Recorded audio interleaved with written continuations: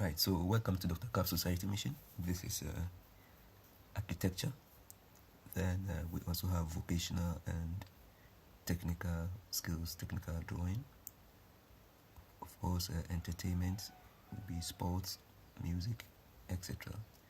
And also the inter-town competition that is based on manufacturing of or making copies or similar models of sports cars. Okay, that is with the use of plastic of Paris, that is the POP. So that is what we embarking on. Let's move to architecture for the day.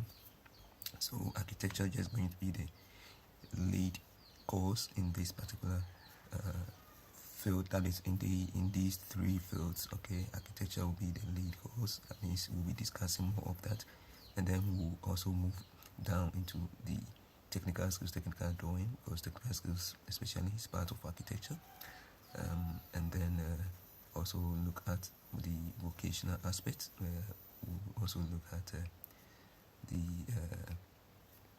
graphic design, and then part of what we call the meal preparation, and then other vocational skill topics. So we'll look at all these, but for now the focus will be on the lead course, that is architecture.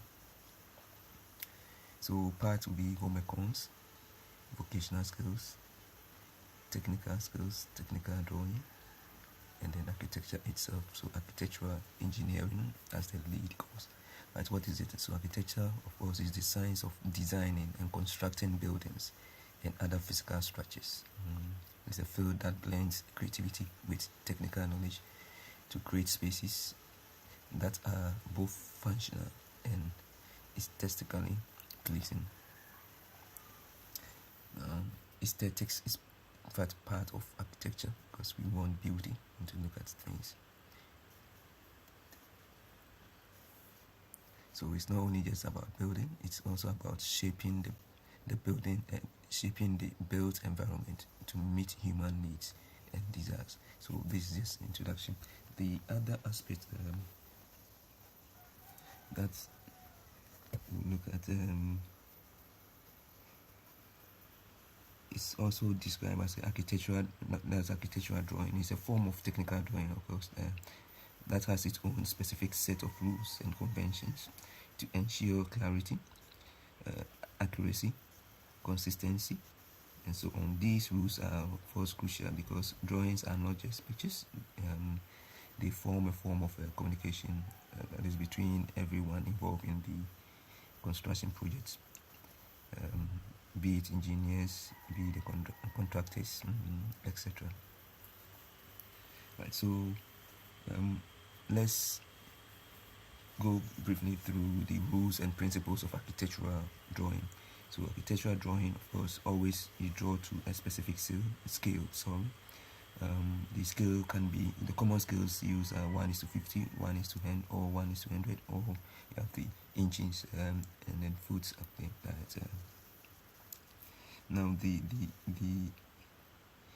scale, of course, ensures that the relative sizes and proportions of all elements in the drawing are correct.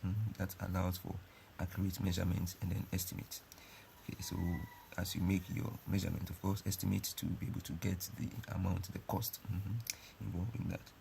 So when it comes to lines, okay, we have the line weights and then style. Okay, so thick lines are used for elements that are cut by the drawing's plane, such as walls in a floor plan or section, and this makes them stand out as the most important element. Then we have the medium lines, which are used for visible objects and edges. Then we have the thin lines for secondary information like dimensions, notes. So you want to label a dimension or notes, write notes, or hatching. Okay, that's a pattern used to show materials, then you use the thin lines. So lines can also be dashed or dotted to represent hidden features, okay, such as objects above or below the view.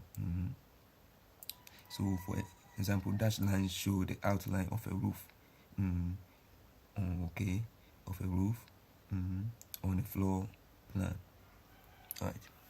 So because the roof is above, we can use the dashed lines.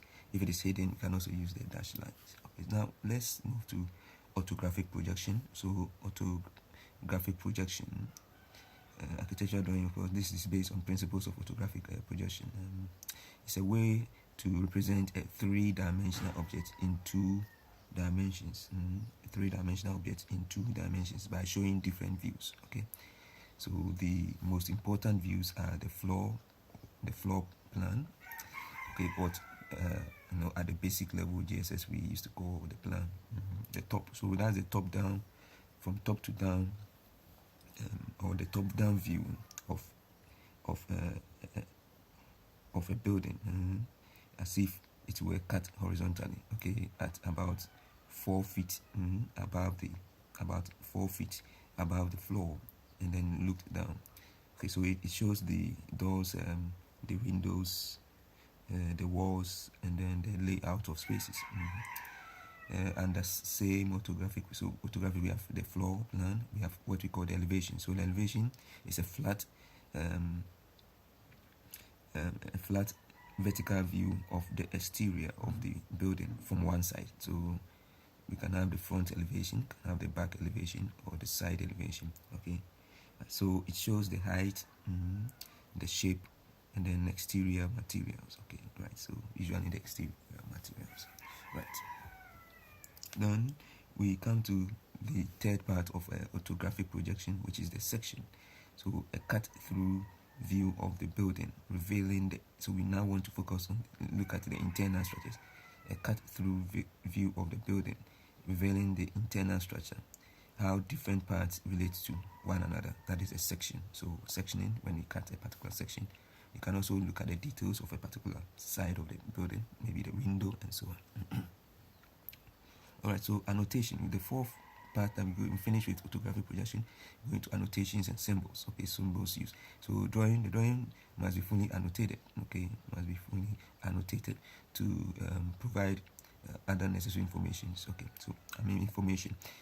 This would include the dimensions. So you provide the dimensions, annotation. Dimensions is part, labels and notes is part, symbols are also part, and then title blocks are also part of the annotation. So the dimensions, measurement for each part, these are placed on the drawing and are often read from left to right and from bottom to top. Okay, and then the labels, you clear text explaining what each element is.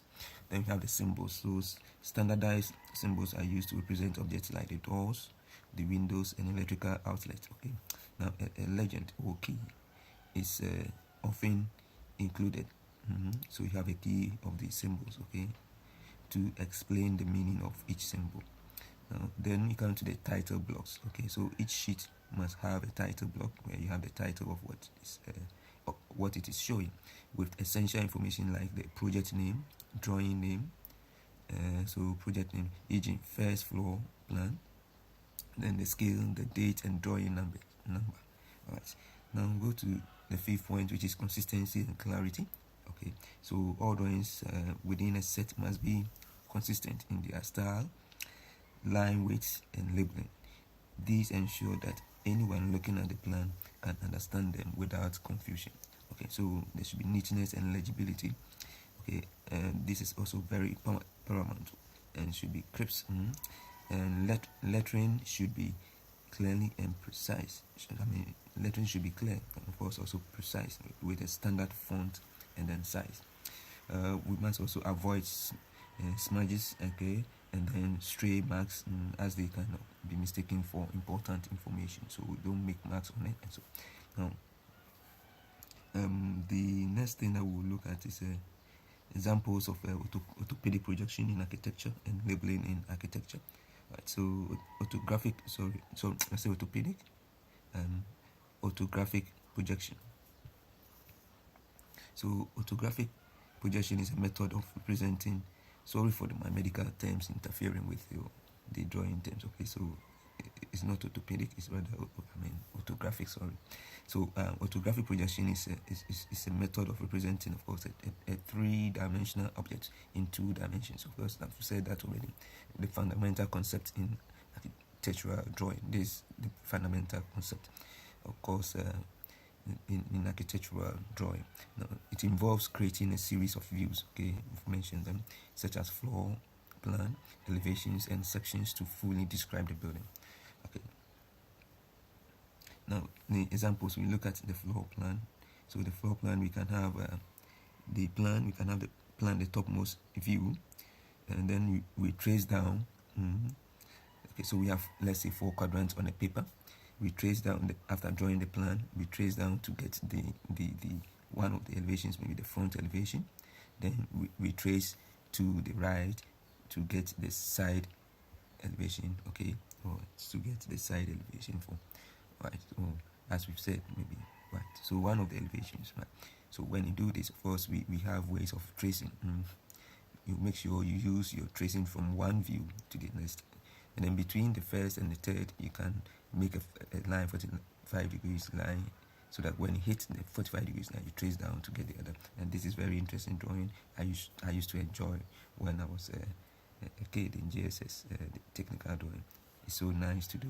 I mean, if you have a paper that is well tested, of course, makes your drawing appear so clear and nice. No, you can invest in this, especially for your kids to be practicing. Okay, so buildings and other things, they use these the T-squares and the boards and all that to make these drawings. Okay, right. So let's go now.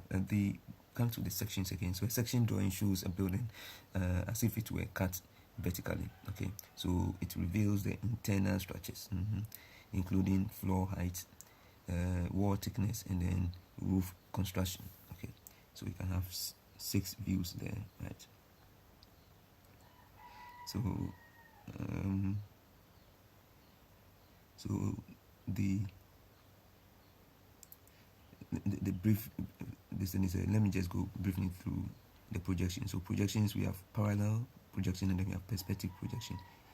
Okay, and parallel projection, we have orthographic projection, and then we have oblique projection.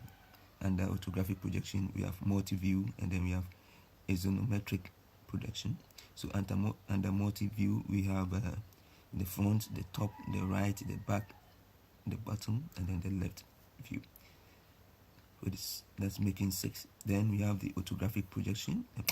Orthographic isometric projection, which is isometric. That is where we have isometric, diametric, and trimetric. So this one, the way you are angling the first the structure itself. Okay, either you're going to use the various methods. Okay, angling them so that they appear. Some may appear because of the angle. If it's equal angle, you may have a symmetric view. If it's not, you don't have that. Then we go to the oblique, which is the other arm of parallel projection, as opposed to orthographic projection. The oblique will have the cavalier, we have the cabinet, and then military, right? Then the other side, as opposed to parallel projection, is the perspective. So perspective, we have one point. So you have a point, a particular point, then you trace all your views. You trace all your drawings to that point. Okay, as if it's a form of way of enlargement and then reducing it. Okay, then we have 2 point, 3 points, and then we have the curvilinear, right? So the parallel projections, we talk about it. Okay, so we have the lines, right? Then once you get a view, you can open it up and have other side view, so that you get a detailed dimension. Yeah, everything is converted to from 3D to 2D. Orthographic projection, talk about that.